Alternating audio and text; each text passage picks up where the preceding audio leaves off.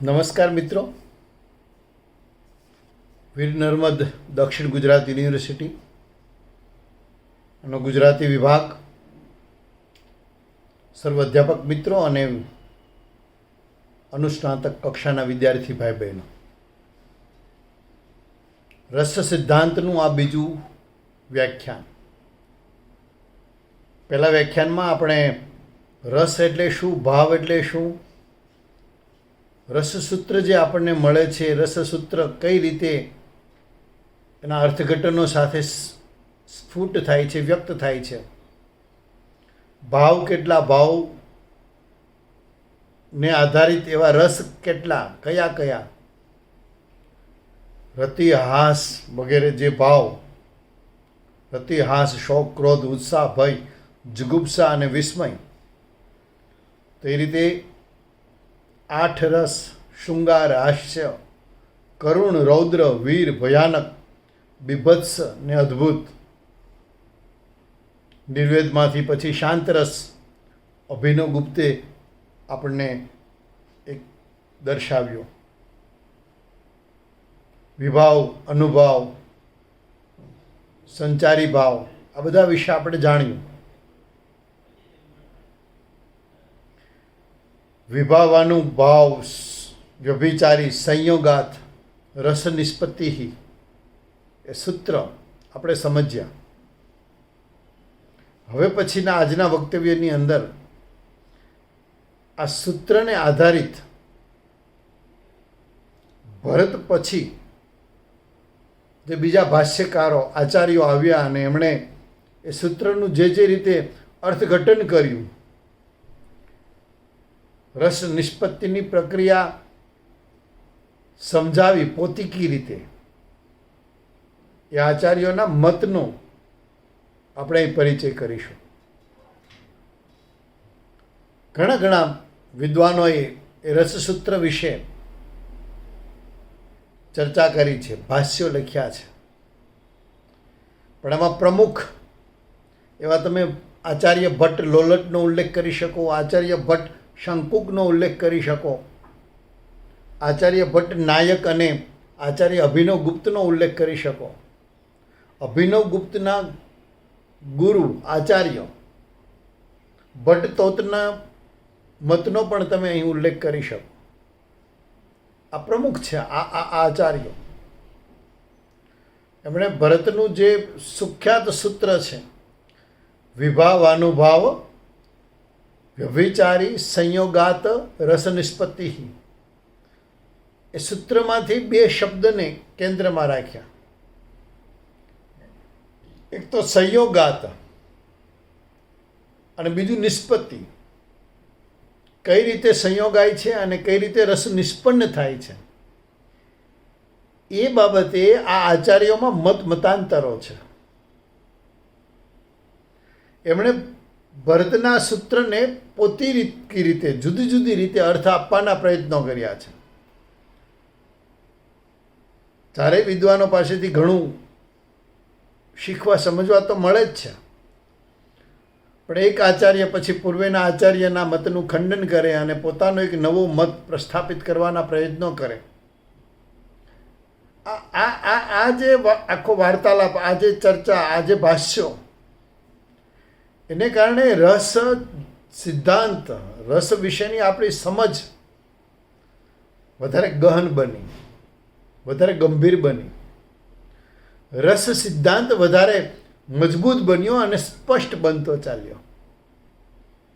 આવો આપણે આ આચાર્યોના મતને સમજીશું.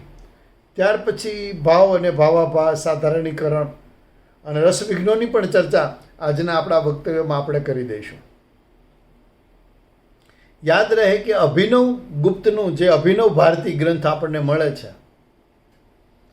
એમાં આ આચાર્યોના ભટ્ટ, લોલટ, શંકુક, આ બધાના, ભટ્ટ નાયક, એના મત વિશે અભિનવ ગુપ્તે ચર્ચા કરી છે. આ પ્રધાન ભાષ્યકારો 4 એ ભરતના મતને પણ પૂરેપૂરો નથી સ્વીકારતા અને એમાં પોતાનો અભિપ્રાય આપે છે. કેન્દ્રમાં તે ભરતનું રસસૂત્ર જ છે, અને એ રસસૂત્રને એ કેન્દ્રમાં રાખીને પેલા પર્ટિક્યુલર ખાસ 2 શબ્દો મેં તમને કીધા, સંયોગ આવવું અને નિષ્પન્ન થવું, એ કઈ રીતે એની વાત કરે છે. આ બધામાં પહેલા ભટ્ટ લોલટ આવે છે. એ આ ભરતનું જે રસસૂત્ર છે ને એમાંથી સંયોગ શબ્દને પકડે છે. એમ કહે છે કે આ જે સંયોગ એટલે કોનો? તો એમ કહે છે કે વિભાવાદીનો સ્થાયી સાથેનો. આપણે જોયું કે સ્થાયી તો ઓલરેડી ઇનબિલ્ટ છે ચિત્તમાં, ચિત્તવૃત્તિમાં, અને એમાં વિભાવ, અનુભાવ આ બધા સંયોગાય છે.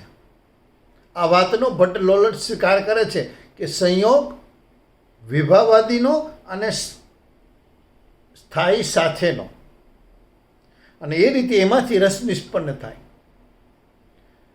એ જ ભટ્ટ લોલટ નિષ્પત્તિ અંગે પણ પોતાનો મત આપે અને સ્પષ્ટ થાય કે વિભાવ ચિત્તવૃત્તિની ઉત્પત્તિમાં કારણરૂપ બને છે. એટલે જો કારણ આપણે આ વાત કરી હતી કે આ કારણ છે વિભાવ, એ રસ નિષ્પત્તિનું કારણ. હવે એ કારણ રૂપ વિભાવથી જે ભાવ જન્મે છે, ભાવ જન્મવો એટલે ભાવ ઉત્પન્ન થવો, ભાવની ઉત્પત્તિ, અને એ ઉત્પત્તિને કેન્દ્રમાં રાખીને આ ભટ્ટ લોલટનો મત ઉત્પત્તિવાદ તરીકે ઓળખાય છે. એમ કે છે કે જે કારણરૂપ વિભાવ છે એનાથી ભાવ જન્મે, ભાવ ઉત્પન્ન થાય, અને કાર્યરૂપ અનુભાવોથી એ પ્રતીતિજન્ય બને, પ્રતીતિ યોગ્ય બને. એટલે અહીંયા ભટ્ટ લોલટ ઉત્પત્તિને અને પ્રતીતિને કેન્દ્રમાં રાખે છે. એટલે એના મતને ઉત્પત્તિવાદ કે પછી પ્રતીતિવાદ એમ પણ કહેવામાં આવે છે. અને પછીથી આપણે જોયું વિભાવ એ કારણ છે, અનુભાવ છે એ કાર્ય છે, કારણથી ભાવ જન્મ્યો અને કાર્યથી એ પ્રતીતિ યોગ્ય બન્યો. પછી જે વ્યભિચારી ભાવ છે એ વ્યભિચારી ભાવોથી એ પુષ્ટ બને છે, પરિપુષ્ટ થાય છે. એટલે કેન્દ્રમાં ભટ્ટ લોલટના મતના કેન્દ્રમાં આ 3 વસ્તુ છે. પહેલું ઉત્પત્તિ, બીજું પ્રતીતિ, અને પછી પુષ્ટિ અથવા તો પરિપુષ્ટિ. લોલટના મતે વ્યભિચારી ભાવો અને સ્થાયી ભાવો બંને ચિત્તવૃત્તિરૂપ હોવાથી તેની સહ ઉપસ્થિતિ શક્ય નથી. હવે અહીંથી જે જરા જુદા અને પોતિકા મતનો આગ્રહ રાખે છે. એનો અર્થ એ થયો કે એ સ્થાયીને વાસના રૂપે જુએ છે.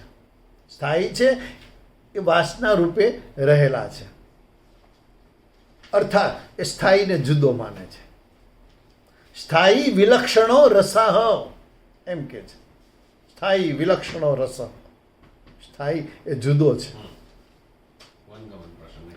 એમની દૃષ્ટિએ આ વિભાવાદીથી ઉત્પન્ન થતો સ્થાયી જ રસત્વ પામે છે.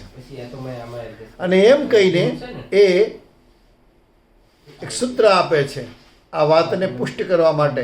તેન સ્થાયેવ વિભાવાનું ભાવાદી નિરુપચિત્તો રસઃ. વિભાવાદીથી ઉત્પન્ન થતો સ્થાયી જ રસત્વ પામે છે. આ વાત લોલટ કહે છે. અને એ માટે દ્રષ્ટાંત એક આપે છે. દ્રષ્ટાંત એક આપે છે, અને દ્રષ્ટાંત છે રામનું. નાટકમાં રામનું પાત્ર જે રીતે નટ ભજવે છે, એ નટ આપણે જાણીએ છીએ કે રામ સ્વયં નથી, પણ એનો પહેરવેશ, એની વાણી, એનું વર્તન, એના હાવભાવ આપણને રામ હોવાની પ્રતીતિ કરાવે છે, અનુભૂતિ નહીં.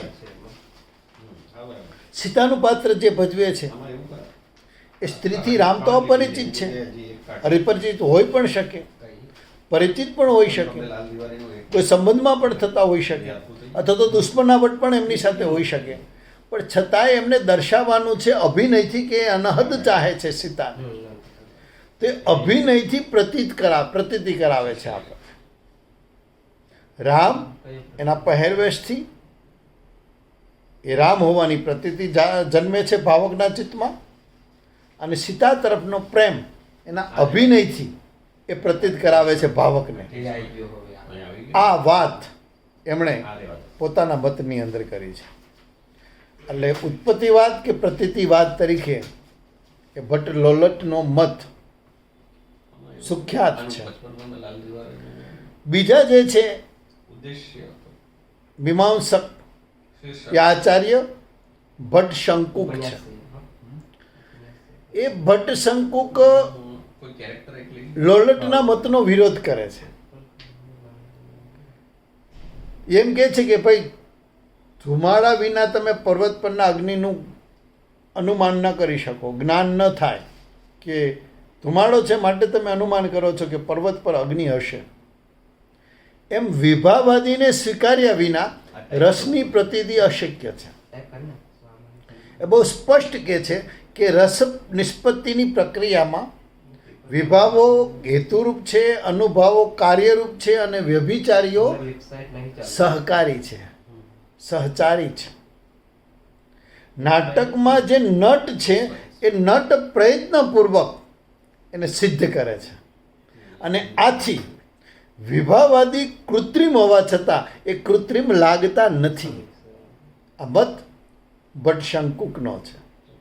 એક દ્રષ્ટાંત આપે છે રામના પાત્રનું જ. આપણે કે રામનું પાત્ર જે ભજવી રહ્યો છે એ નાયક, એ નટ અભિનયથી ભાવકને અનુમાન કરાવે છે કે રામ કેવા હતા. એટલે કેન્દ્રમાં પ્રતીતિને કે ઉત્પત્તિને નહીં પણ અનુમાનને, અનુમિતિને એ રાખે છે, અનુમિતિનો ઉપર એ ભાર મૂકે છે. પરિણામે એમનો મત, ભટ્ટ શંકુકનો મત અનુમિતિવાદ તરીકે આપણે ત્યાં સુખ્યાત છે, અનુમિતિ તરીકે સુખ્યાત છે. એટલે રામના અનુકરણ રૂપ સ્થાયીને આ શંકુક રસ કહીને ઓળખાવે છે. નટ મૂળ પાત્રના ભાવનું અનુકરણ કરે છે, જે ભાવકને રામ વિશે અનુમાન કરતો કરે છે. આમ અનુકૃત એટલે કે અનુમિત ભાવોને ભાવક રસ તરીકે કલ્પે છે. આથી આપણે શંકુકના મતને અનુકૃતિ કે અનુમિતિવાદ કહીએ છીએ. શંકુકના મતે વિભાવો કાવ્યના બળથી અનુસંધિત થાય છે. પહેલી વાત એ અનુસંધિત થયા પછી અનુભાવો નટના શિક્ષણના બળને આધારે આપણને પ્રત્યક્ષ કરાવે છે. નટ પાસે જે અભિનય કલા છે, જે શિક્ષણ એમને મેળવ્યું છે, એ આપણને અનુભાવોના માધ્યમથી એ અનુભાવો આપણે પ્રત્યક્ષ થાય છે. વ્યભિચારી ભાવો જે છે એ નટ ચહેરા પર બનાવટી હાવભાવ લાવીને વ્યક્ત કરે છે. એટલે આ રીતે વિભાવો એ કાવ્ય અથવા તો સર્જનના બળથી અનુસંધાય, અનુભાવો એ નટના શિક્ષણના બળે પ્રત્યક્ષ થાય, અને વ્યભિચારી ભાવો એ નટના બનાવટી હાવભાવથી અનુભવાય. અર્થાત સ્થાયી પોતે કાવ્યના બળથી પણ પ્રત્યક્ષ થતો નથી, માત્ર અનુમિત થાય છે. આવો આગ્રહ આ શંકુકનો છે.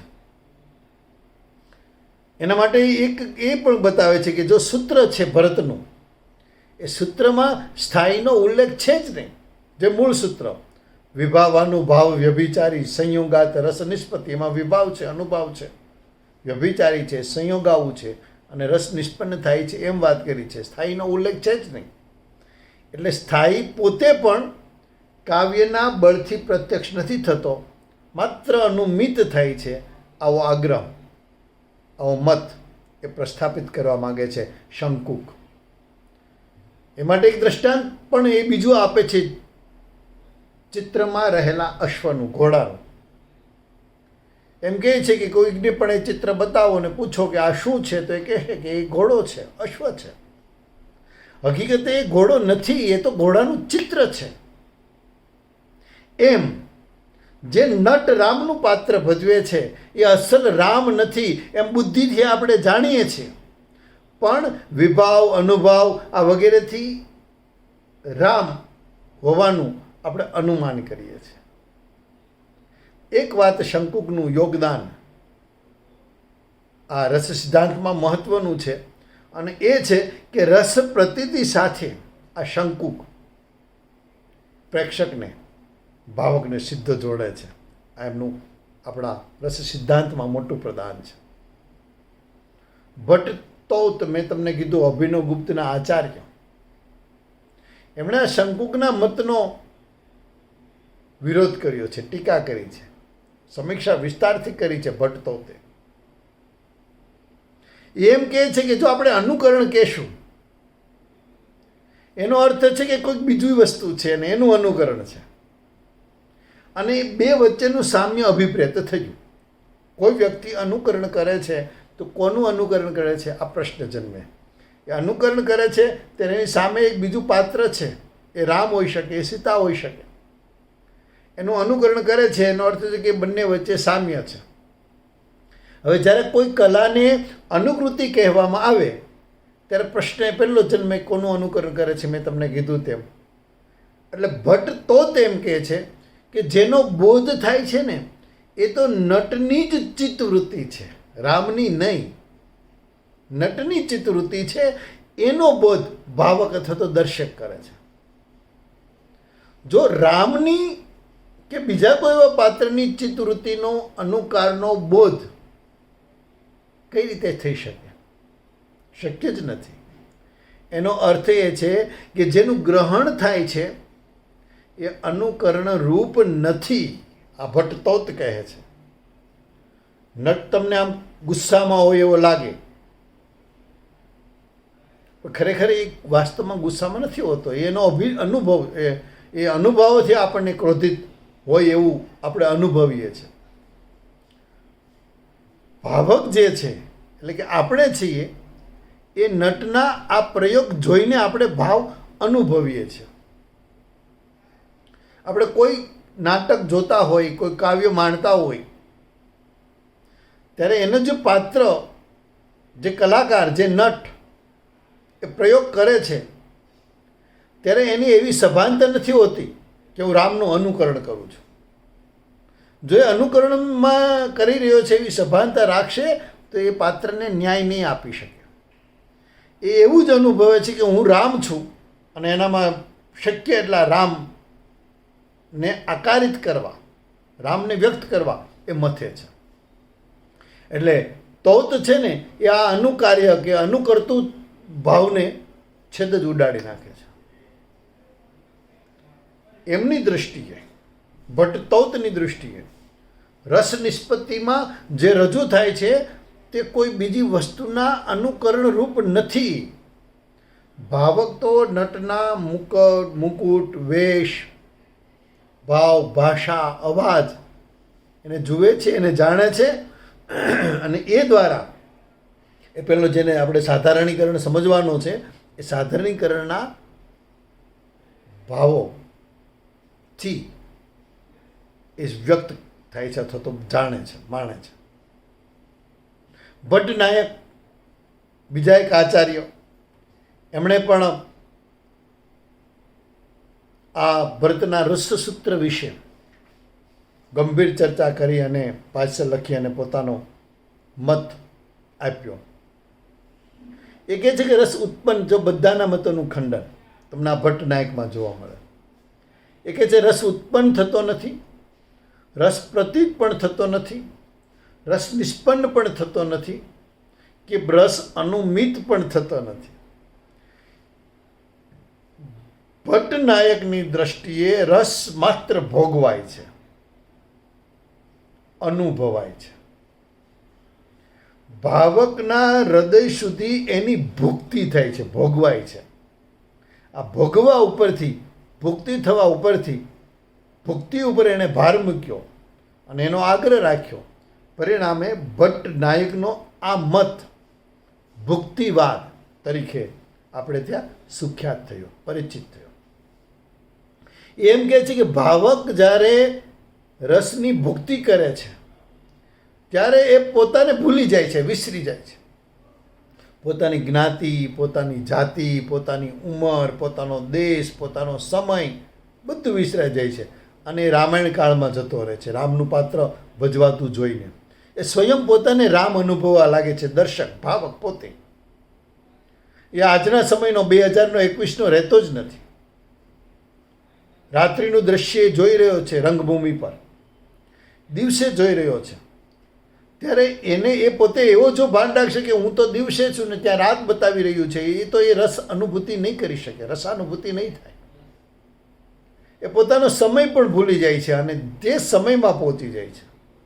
ઈસવીસન પૂર્વેમાં રામના સમયમાં પહોંચી જાય છે. મહાભારતનું દ્રશ્ય જોતો હશે તો એ સમયમાં પહોંચી જાય છે.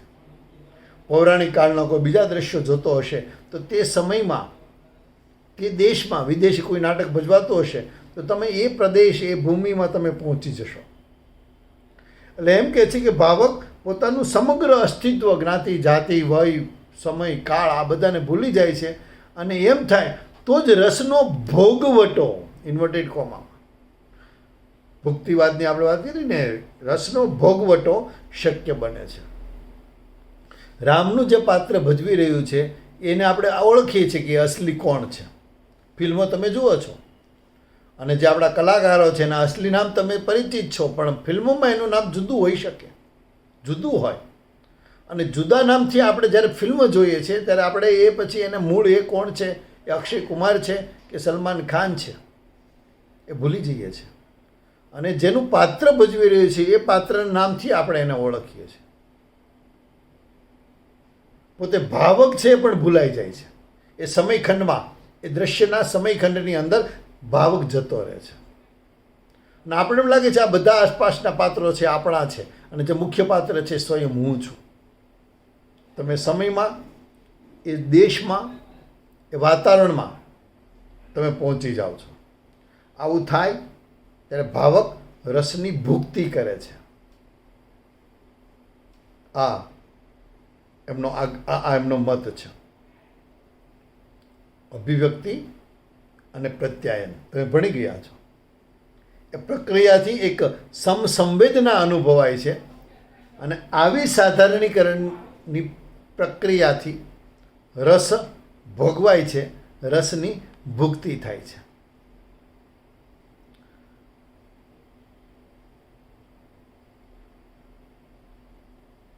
વિગતે આ ભટ્ટનાયક ના રસની, એના મતની ચર્ચા કરી શકીએ આપણે.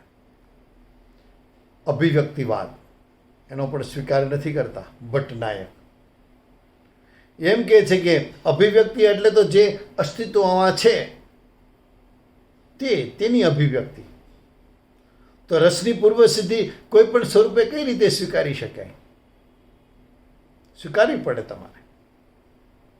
એક દ્રષ્ટાંત આપે કે અંધકારમાં કોઈ વસ્તુ કે કોઈ પદાર્થ પડેલો છે કે કોઈ વ્યક્તિ ઊભી છે અને ધીરે ધીરે એ દેખાતી નથી, પણ ધીરે ધીરે પ્રકાશ ઝાંખામાંથી પછી વધતો થાય અને તમને જે એ વસ્તુ દૃશ્યમાન થાય, તો એ બાબતે, એ સંદર્ભે તમારે રસને જોવું પડે. જો આપણે એમ કહીએ કે એ અભિવ્યક્ત થાય છે રસ, તો એ એમ કહે છે કે વિભાવ, અનુભાવ આ વગેરે, આ બધાથી રસ અભિવ્યક્ત થાય છે. જો એમ માનીશું તો રસાનુભૂતિમાં તારતમ્ય સ્વીકારવાનો પ્રસંગ આવશે. આવું વાસ્તવમાં રસાનુભૂતિમાં થતું નથી. આ ભટ્ટનાયકનો મત છે. વ્યંગ્યાર્થની અભિવ્યક્તિને વૈયાકરણોની સ્ફોટની અભિવ્યક્તિ સાથે આ ભાઈ ભટ્ટનાયક સરખાવે છે. કેટલાક વિદ્વાનોએ ભટ્ટનાયકના મતમાં સાંખ્ય દર્શનની અસર જોઈ છે.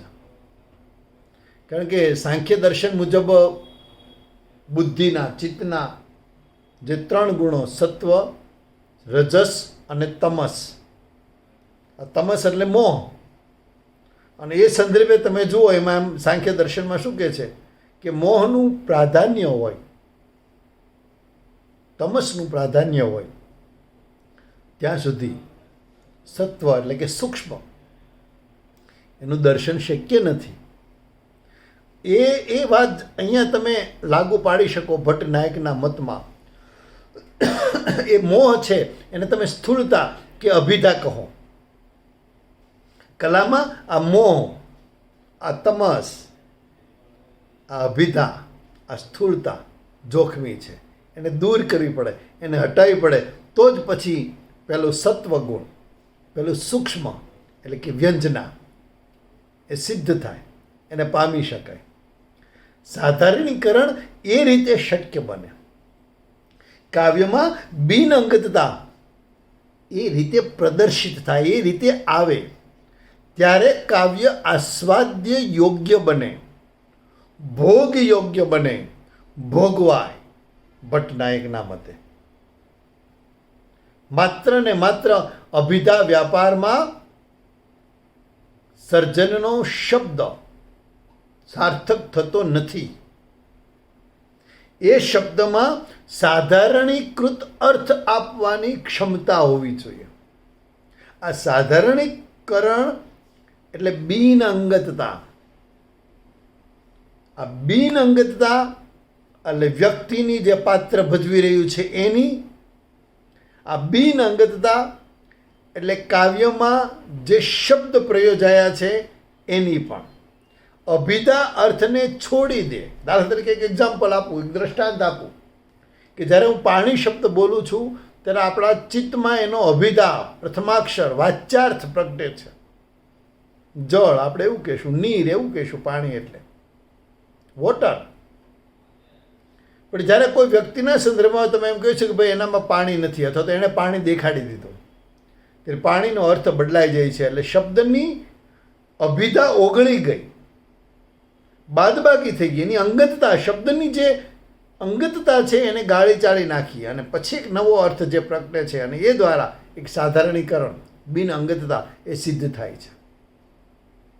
શબ્દ કે કાવ્ય આ રીતે બિન અંગત બને પછી વિભાવાદી ના પરિણામ સ્વરૂપ રસ ગ્રહણ થાય, રસ ભોગને યોગ્ય બને.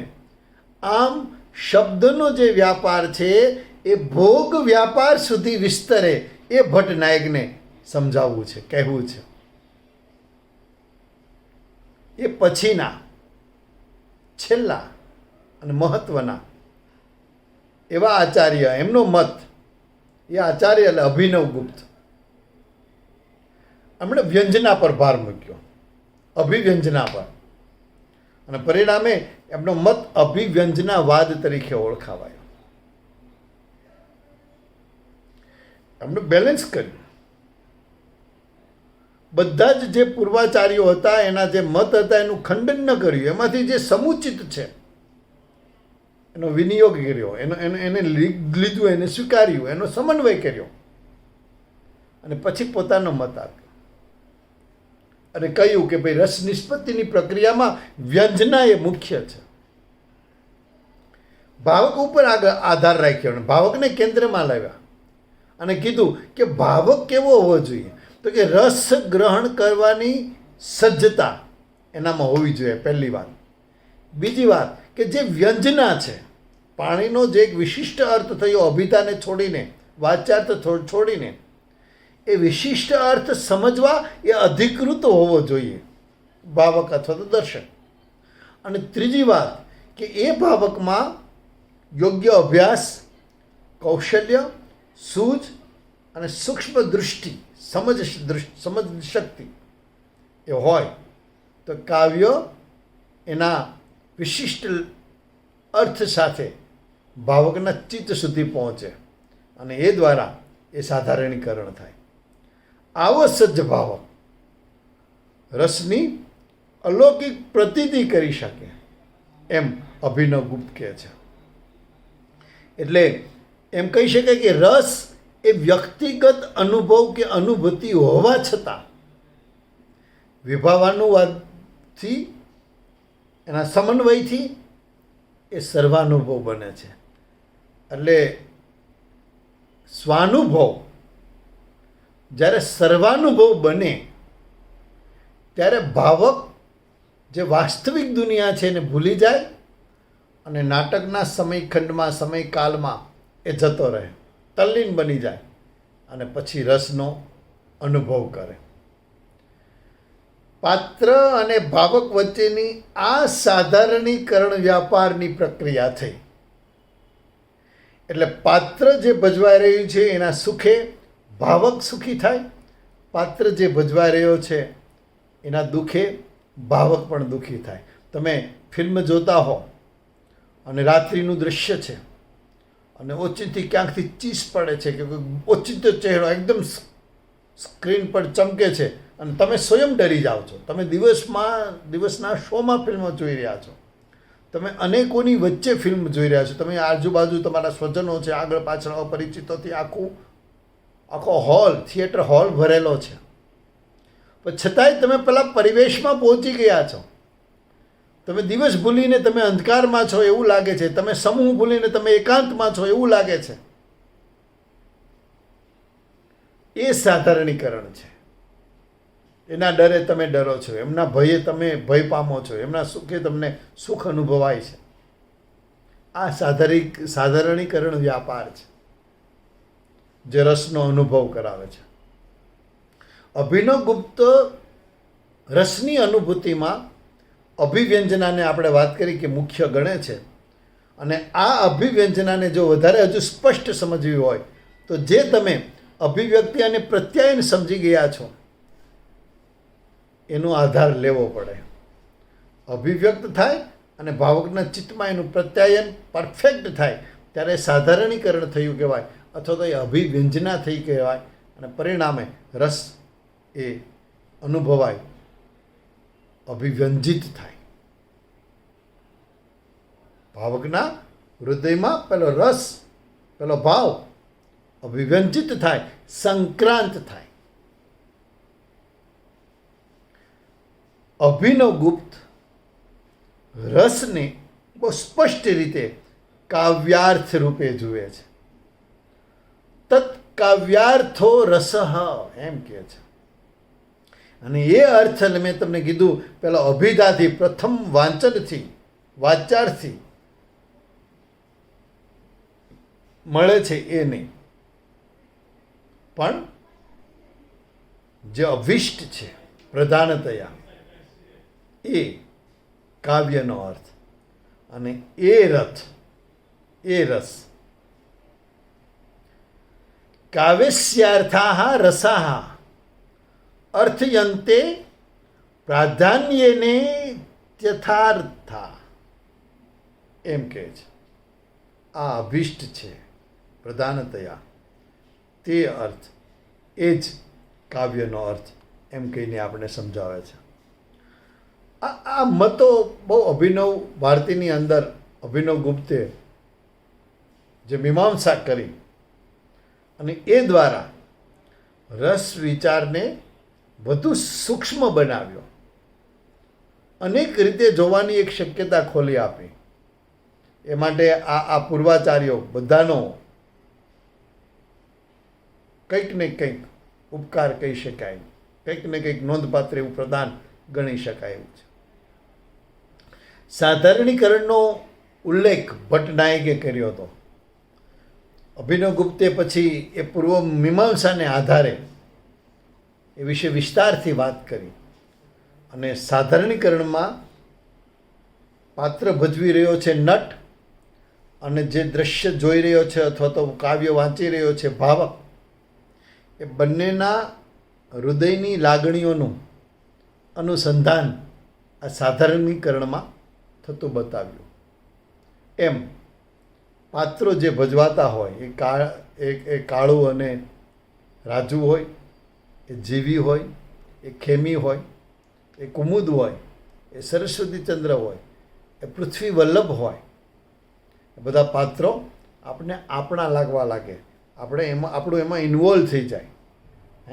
તો એ સાધારણીકરણની આખી પ્રક્રિયા.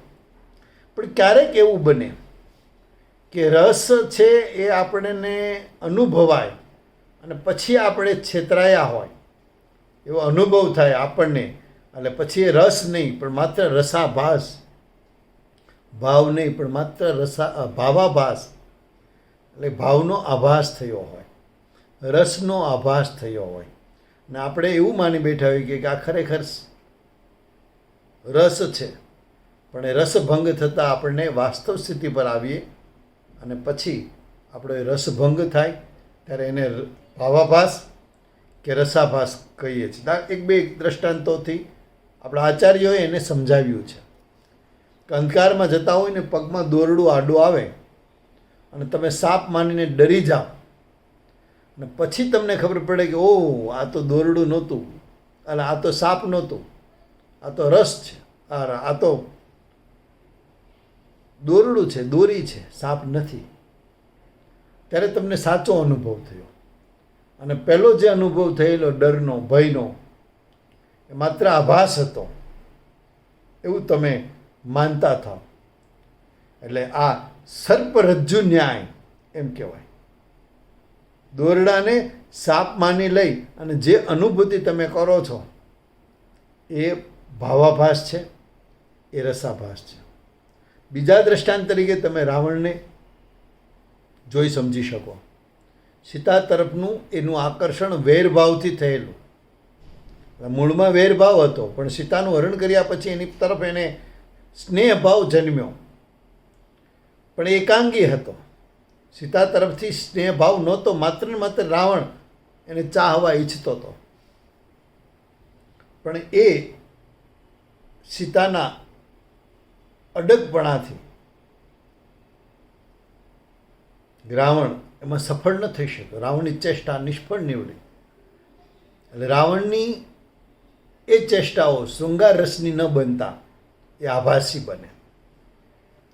અનુચિત રીતે વેરભાવમાંથી એ શૃંગાર રસ નિષ્પન્ન કરવાની આખી પ્રક્રિયા ભાવકને રસાભાસનો અનુભવ કરાવે. બાહુબલી ફિલ્મ, બાહુબલી 2 તમે જોયું છે, અને એમાં પ્રભાસ બાહુબલી બને છે, ખ્યાલ છે તમને?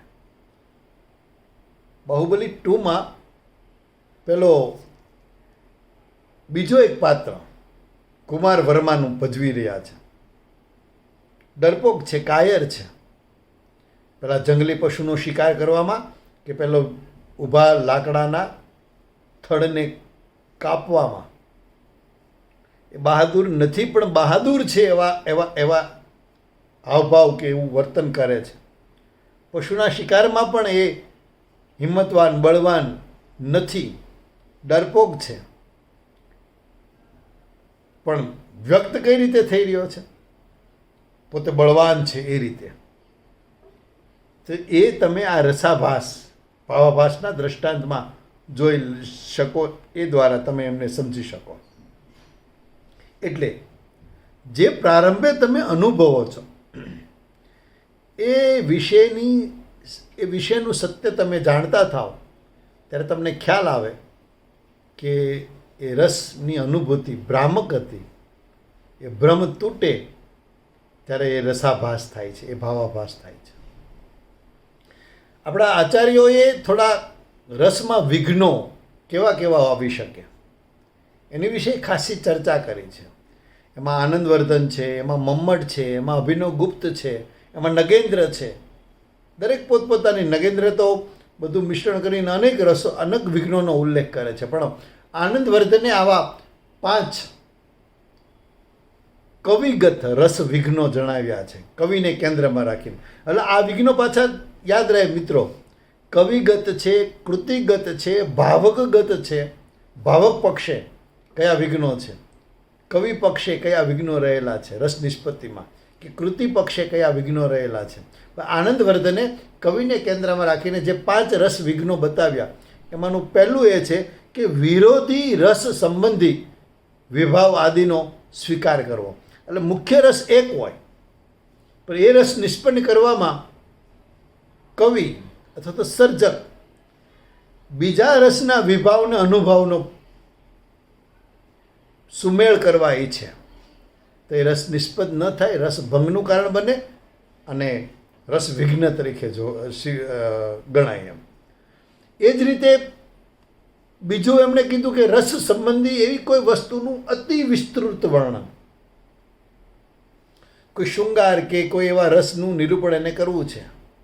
હવે રસ નિષ્પન્ન થઈ ગયા પછી છતાંય તમે એ જ વસ્તુનું વિસ્તારથી વર્ણન કરતા જ રહો તો પણ રસભંગ થવાની શક્યતા વધી જાય છે. એ પણ એક રસ વિઘ્ન છે. જે રીતે એક સાતત્ય કરતાં વધારે વિસ્તારથી એ ભાવ કે અનુભાવ કે વિભાવનું આલેખન થાય અને રસભંગ થાય, એ જ રીતે કોઈ સમયે કે અકાળે રસ પૂરો થઈ જાય, તમે હજુ આમ તમને રસ પ્રવેશ થયો અને તમને ચરમસીમાએ પહોંચવા માગતા હોય, બરાબર એ જ સમયે સર્જક એ વાત છોડી અને પછી બીજી ચર્ચા કરવા માટે, બીજી વાત કરવામાં, બીજા દ્રશ્યો દેખાવા લાગે કે પછી બીજા દ્રશ્યો દેખાતા હોય ને ઓચિંતો જ કોઈ કંઈક રસ શરૂ થઈ જાય. ખોટા સમયે રસ શરૂ થવો અને રસ ઓચિંતો જ પૂરો કરવો એ પણ રસભંગનું નિમિત્ત બને છે. એ પણ એક રસવિઘ્ન છે. એ જ રીતે રસ પૂરો થઈ ગયા પછી વારંવાર પાછો એનો જ ઉલ્લેખ આવે રાખે, પુનરપી પુનઃ એનું ઉદ્દીપન થઈ રાખે, એ પણ એક રસવિઘ્ન છે. અને આનંદવર્ધને જે 5મું રસવિઘ્ન બતાવ્યું એ વ્યવહારોનું અનૌચિત્ય છે. એટલે કે જે પ્રકારે વ્યવહાર થવો જોઈએ પાત્ર દ્વારા સામા પાત્ર તરફ, એ પ્રકારનું વ્યવહાર ન થાય અને એ ઉચિત ન લાગે, અનુચિત્ય બને, ત્યારે એ રસભંગનું એક પ્રબળ કારણ બને છે.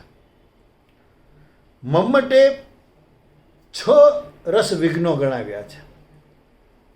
થોડા પૂર્વેના આચાર્ય સાથે મેળ ધરાવતા પણ છે, પણ આ 6 જોઈ લઈએ આપણે. કાવ્ય વિઘ્નો મમ્મટ જે દર્શાવે છે તે કે વ્યભિચારી રસ કે સ્થાયી ભાવની સ્વશબ્દ વાચ્યતા. આ સ્વશબ્દ વાચ્યતા એટલે શું? તો એ કહેવું પડે તમારે કે હવે શૃંગાર રસ, રામમાં એમ કે શૃંગાર ભાવ જન્મ્યો, દુષ્યંત શકુંતલાને જોતા જ એનામાં શૃંગાર રસની ઉત્પત્તિ થઈ, એવું કહેવાની જરૂર નથી રહેતી. એ વર્ણનથી અથવા તો અભિનયથી વ્યક્ત થવો જોઈએ, વ્યક્ત થઈ શબ્દ મૂકીને નહીં. એટલે વ્યભિચારી ભાવ કે પછી કોઈ રસ કે સ્થાયી ભાવ એના નામનો ઉલ્લેખ કરવો પડે તો એ રસ વિઘ્ન છે. પછી ક્યારેક ભાવકને અનુભાવ કે વિભાવ સમજવા માટે બહુ ચિત્ર વિચિત્ર અને અઘરી પડે એવી કલ્પના કરવી પડે, અથવા તો એવી કલ્પનાઓથી આપણને સમજવામાં ઉકેલવામાં પણ મુશ્કેલ પડે, વિભાવને કે અનુભાવને ઉકેલવામાં કષ્ટદાયી નીવડે. તો આ પ્રકારની અભિવ્યક્તિ, આવી કલ્પનાઓની અભિવ્યક્તિ પણ રસવિઘ્ન જન્માવે છે. પ્રતિકૂળ વિભાવ, પ્રતિકૂળ અનુભાવ કે પ્રતિકૂળ વ્યભિચારી ભાવનું ગ્રહણ કરવામાં આવે અને વારંવાર એનું ઉદ્દીપન કરવામાં આવે તો મમ્મટની દૃષ્ટિએ એ પણ એક રસવિઘ્ન છે. જે પૂર્વે જોયું હતું એમ એ જ મમ્મટ પણ ઉલ્લેખે છે કે અકાળે રસનો વિસ્તાર કે વિચ્છેદ એ એક રસવિઘ્ન છે. આમાં વિવિધ મુખ્ય રસ હોય એનો ભંગ થાય અથવા તો જે રસ છે એના અંગોનો બિનજરૂરી વિસ્તાર થાય. મમ્મટની દૃષ્ટિએ એ બધા રસભંગના કારણો છે. નગેન્દ્રએ જે આમ તો 3 સામાન્ય દોષ, રસદોષ ગણાવ્યા અને 7 છે પ્રબંધગત એટલે કે કૃતિને કેન્દ્રમાં રાખીને ગણાવ્યા. એ ઉપરાંત ભાવકને કેન્દ્રમાં રાખીને આ નગેન્દ્રએ 7 બીજા વિઘ્નો ગણાવ્યા. એટલે 3 પછી 7 એટલે 10 અને બીજા 7 એટલે 17 એવા વિઘ્નો આ નગેન્દ્ર ગણાવે છે. હવે એમાં એક તો પેલા 3 તમને કીધું સામાન્ય સર્વસામાન્ય જે કહી શકાય એવા રસ દોષ જે એમણે ગણાવ્યા. એમાં એક તો સ્વશબ્દ વાચ્યતા મેં તમને કીધું કહેવું પડે. બીજું વિભાવોને અનુભાવોની કષ્ટ કલ્પના એ બીજા ક્રમે લે છે. અને ત્રીજા ક્રમે વિવેક્ષિત રસને પ્રતિકૂળ વિભાવાદીનું વર્ણન એમાં આવી જતું હોય. રસ એક હોય ને વિભાવ અનુભાવ કંઈક બીજા જ લઈ આવે તો એ રસ દોષ છે, રસ વિઘ્ન છે. જે બીજા 7 કૃતિને કેન્દ્રમાં રાખીને કૃતિગત પ્રબંધગત વિઘ્નો આ નગેન્દ્ર ગણાવે છે. એ 7માં રસની પુનઃ દીપ્તિ વારંવાર એક જ રસનું ઉલ્લેખ કરતો રહેવો પડે. પછી અનવસર વિસ્તાર બિનજરૂરી વિસ્તાર એ પણ કહેવાય છે. રસ વિચ્છેદ બિનજરૂરી એ પણ એક રસ વિઘ્ન તરીકે ગણે છે. અંગની અત્યંત વિસ્તૃતિ, અંગ અને અંગી આ 2 શબ્દો આ ટર્મિનોલોજી જે છે એ આ રસ સિદ્ધાંતમાં મિત્રો સમજી લેજો. અંગ એટલે સહાયક અથવા તો ગૌણ રસ અને અંગી એટલે મુખ્ય રસ, પ્રધાન રસ કરુણ હોય અને ક્યાંક વચ્ચે શૃંગાર કે ક્યાંક વચ્ચે વીર આવતો હોય તો એ ગૌણ રસ છે. એટલે જે અંગની વિસ્તૃતિ હોય ગૌણ રસ છે પ્રધાન બની જાય એવું ન થાય. યાદ રાખો, સર્જકે એ ધ્યાનમાં રાખવાનું છે કે મુખ્ય રસ છે મુખ્ય જ હોવો જોઈએ, ગૌણ ન લાગવો જોઈએ. અને ગૌણ છે એ ગૌણ જ રહેવો જોઈએ, એ મુખ્ય ન લાગવો જોઈએ. એટલે અંગની અત્યંત વિસ્તૃતિને પણ એ રસ વિઘ્ન ગણાવે છે. ઉપરાંત અંગીની ઉપેક્ષા, અંગી એટલે મુખ્ય રસ, એને ગૌણ પરસ્પર એકબીજાના પૂરક છે. આ અંગની અત્યંત વિસ્તૃતિ અને અંગીની ઉપેક્ષા એટલે 7મું અને 8મું જે રસ વિઘ્ન નગેન્દ્ર ગણાવે છે જુઓ તો એક જ છે. એ તમે મુખ્ય રસની ઉપેક્ષા કરો એનો અર્થ છે કે ગૌણ રસને તમે પ્રાધાન્ય આપ્યું છે અને ગૌણ રસને તમે પ્રાધાન્ય આપો એનો એક અર્થ જ થયો કે મુખ્ય છે ગૌણ બની ગયું છે. ખરું? એટલે આ બધા જ કારણો એ ગણાવે છે. પ્રકૃતિનો વિપર્યય હોય કે અનંગ કથન હોય એ ગણાવે છે. ઉપરાંત બીજા 7 એ જે ગણાવે છે એ પણ જોવા જેવા છે. પ્રબંધગત જે આપણે જોયા એ રસની પુનઃ પ્રવૃત્તિ કે અકાળે રસ વિષેદ. અંગની જે મારે તમને કેવી છે એ તમને કીધું અંગ અને અંગી એ તમને સમજાવી આપ્યા. છેલ્લે મેં તમને જે કીધું કે પ્રકૃતિનો વિનિયોગ એટલે જે પાત્ર છે એનો સ્વભાવ, પ્રકૃતિ એટલે એ સ્વભાવ ઉલટસુલટ ન થઈ જાય. અને જો એકદમ ક્રૂર માણસનું અંતે હૃદય પરિવર્તન થાય, એકદમ સરળ સાદો લાગતો માણસ ઓચિંતો હત્યારો કે ઘાતકી બની જાય તો એને અનુરૂપ એવું વર્ણન કે આલેખન ઘટના કે પરિસ્થિતિ એ સૂચવવા પડે, દર્શાવવા પડે. બાકી સ્વભાવની ઉલટસુલટ એ રસ માટે હાનિકારક બની રહે. એટલે એ ઔચિત્ય એને જાળવવાનું છે, પાત્રના સ્વભાવનું, પાત્રની પ્રકૃતિનું. ખરી વાત છે. રામ જેવું વર્તન રાવણ કરવા માંડે કે રાવણ જેવું વર્તન રામ કરવા માંડે તો શું થાય? તો એ અનૌચિત્ય ગણાય. એ ઔચિત્ય એને સાચવવાનું છે. અનંગ કથનમાં તમને કીધું અન્ન વત્તા અંગ એટલે કૃતિનું અંગ ન હોય એવી બિનજરૂરી કથન, બિનજરૂરી વર્ણન પણ ન વચ્ચે રસ નિષ્પત્તિમાં આવવા જોઈએ એ નગેન્દ્ર ગણે છે. ભાવકને કેન્દ્ર રાખીને એને વાત કરી છે કેટલીક. અભિનવ ગુપ્તનો પણ તમે ઉલ્લેખ કરી શકો. અભિનવ ગુપ્તે જે બીજા 7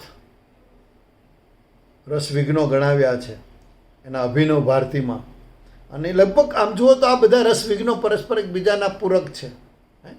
પ્રતીતિ, અયોગ્યતા અથવા રસની સંભાવનાનો અભાવ હોય, સ્વગત પરગત દેશકાલ વિશેષ અવેશ હોય કે પછી નિજ સુખાદી વિવશી ભાવ હોય, પ્રતીતિ ઉપાયન અભાવ હોય કે પછી સ્ફુટતાનો અભાવ હોય, અપ્રધાનતા હોય કે સંશય યોગ હોય, બધા વિશે આ અભિનવ ગુપ્ત અને અભિનવ ભારતીની અંદર એ રસ વિઘ્નોની ચર્ચા કરે છે. તો આ વક્તવ્યમાં આપણે આ બધું જાણ્યું કે આ સંભાવના વિરહ શું છે, કે ભાવક રસની પ્રતીતિ કે સંભાવના જ ન કલ્પી શકે, તે રસની પ્રતીતિ ન કરી શકે. સંભાવના આપણે તો સાહિત્યના સત્યને ટ્રુથ ઓફ પોસિબિલિટી, સંભાવનાનું સત્ય તરીકે સ્વીકારીએ છીએ. એટલે કે એવી કલ્પના કે જે શક્ય હોય, એ શક્યતાનું કે સંભાવનાની બાદબાકી જ કરી નાખવામાં આવે તો પછી કાવ્યનું સત્ય ન પ્રગટે અને રસ દોષ, રસ વિઘ્ન થવાની પૂરતી શક્યતા છે. પ્રતીતિની યોગ્યતા, સંભાવનાની શક્યતાનો ખ્યાલ રાખીને સર્જકે અલૌકિક સૃષ્ટિ જો એને ઊભી કરવાની હોય તો એને કરવી જોઈએ. એટલે અભિનવ ગુપ્ત આ રીતે એક પછી એક મુદ્દાને ઉલ્લેખતા રસદોષ સંદર્ભે બીજી વાત એમ કહે છે કે સ્વગત, પરગત, દેશકાલ, વિશેષાવેશ. એનો અર્થ એ છે કે કૃતિ ભાવક જ્યારે માણી રહ્યો છે અને ત્યારે એ પોતાના સમયને, પોતાના કાળને, પોતાના સ્થળને, પોતાના પરિવેશને ભૂલી અને પાત્ર અથવા તો જે ભજવાઈ રહ્યું છે એના પરિવેશમાં એને પ્રવેશ મેળવી લેવો પડે. જડતાથી હું એવો દુરાગ્રહ રાખું કે નહીં, હું તો દિવસે જ જોઉં છું, ત્યાં રાત કેમ બતાવવામાં આવે છે, અથવા તો હું તો આ જ માનું છું, તો ત્યાં કેમ આ માન્યતા છે. મારે મારું પોતાપણું છે, મારી અંગતતા છે, એને ભૂલીને એક સાધારણીકરણની અનુભૂતિ થાય એ રીતે પેલા પરિવેશમાં, દ્રશ્યના પરિવેશમાં કે કાવ્યના પરિવેશમાં મારે પ્રવેશ કરવો પડે તો અને તો જ એ રસાનુભૂતિ થાય, નહીંતર રસ વિઘ્ન બને. પોતાના સુખ દુઃખ ભૂલી જવા જોઈએ. નિજ સુખાદી વિવશી ભાવ, પોતાના સુખ દુઃખ ભૂલી અને પાત્રના સુખ દુઃખમાં જો એ ઇન્વોલ્વ થાય, ભળે, તો એ રસ સિદ્ધ થઈ શકે. ઉપરાંત વિકલતા જે છે, પ્રતીતિ ઉપાય, કાવ્યના વિભાવાદી એ રસના ઉપાય છે. વિભાવાદીમાંથી જ આપણને ખબર છે કે રસની વ્યંજના થાય છે. હવે એ જે રસ પ્રતીતિના ઉપાય રૂપ વિભાવને, અનુભાવને આ બધા છે એ નબળા હોય, અસંગત હોય, અકલાત્મક હોય તો એ રસ નિષ્પન્ન ન થાય, રસ વિઘ્ન બની રહે. એટલે આ વિભાવ, અનુભાવ, આ બધા જે ઉપાયો છે એ ઉપાયોમાં વિકલતા ન ચાલે, વૈકલ્યની બાદબાકી હોવી જોઈએ. સારી સંકલના જ પરસ્પરને યોગ્ય રીતે એકરૂપ થઈને રસ સાધક બનતી હોય છે. તો અને તો જ રસ નિષ્પન્ન થતો હોય છે, નહીતર નહીં. એ વિભાવાદી પણ સ્ફુટ થતા હોવા જોઈએ. જો સ્ફુટત્વ ભાવનો અભાવ હશે તો પણ રસ નિષ્પન્ન નહીં થાય, એમ અભિનવ ગુપ્ત કહે છે. પ્રત્યક્ષવત દેખાવું જોઈએ. એનો જે વ્યંગ્યાર્થ છે એ વ્યંગ્યાર્થ સ્ફુટ થવો જોઈએ, તો જ ભાવક એ રસની પ્રતીતિ કરી શકશે, નહીતર નહીં. એ પછીનો અપ્રધાન રસ ન બનવો જોઈએ. રસના અંગોમાં પ્રધાન એવા સ્થાયી ભાવ ગૌણ બને તો રસ પ્રતીતિ ન થાય. રસમાં આ પ્રધાનત્વ અને ગૌણત્વ એવો વિવેક જો જાળવે ને તો જ રસ પ્રતીતિ, પેલું સાધારણીકરણ શક્ય છે. અપ્રધાનતા રસમાં ન આવવું જોઈએ. કવિ સ્થાયી ભાવને ગૌણ બનાવીને સંચારી ભાવ કે અનુભાવને મહત્ત્વ આપવા લાગે તો રસના અંગોમાં અવ્યવસ્થા સર્જાય અને એ અવ્યવસ્થા રસ વિઘ્નનું નિમિત્ત બને. સંશય, આપણે જાણીએ છીએ કે વિભાવ અને અનુભાવના સંયોગથી રસ નિષ્પત્તિ થાય છે. એ વિભાવ વગેરે ચોક્કસ હોય છે દરેક રસ માટે. એની પ્રતીતિ જન્માવે એવો સંયોગ થાય એ અનિવાર્ય છે. જો એમાંથી અન્ય રસની પ્રતીતિ થવાની શક્યતા રહે, સંશય જન્મે, તો એ સંયોગ ન ગણાય, એ સંશય યોગ ગણાય. શાસ્ત્રકારો, રસમીમાંસકો એને સંશય યોગ ગણાવે છે. એટલે જે રસ ઉત્પન્ન થવો જોઈએ એને અનુરૂપ જ વિભાવ અનુભવ હોય અને પછી એ રસ એ દિશામાં જાતો લાગવો જોઈએ, ફંટાતો લાગવો જોઈએ. મનમાં સહેજ પણ શંકા થાય તો એ સંશય યોગ છે, એ રસભંગનું નિમિત્ત બને છે.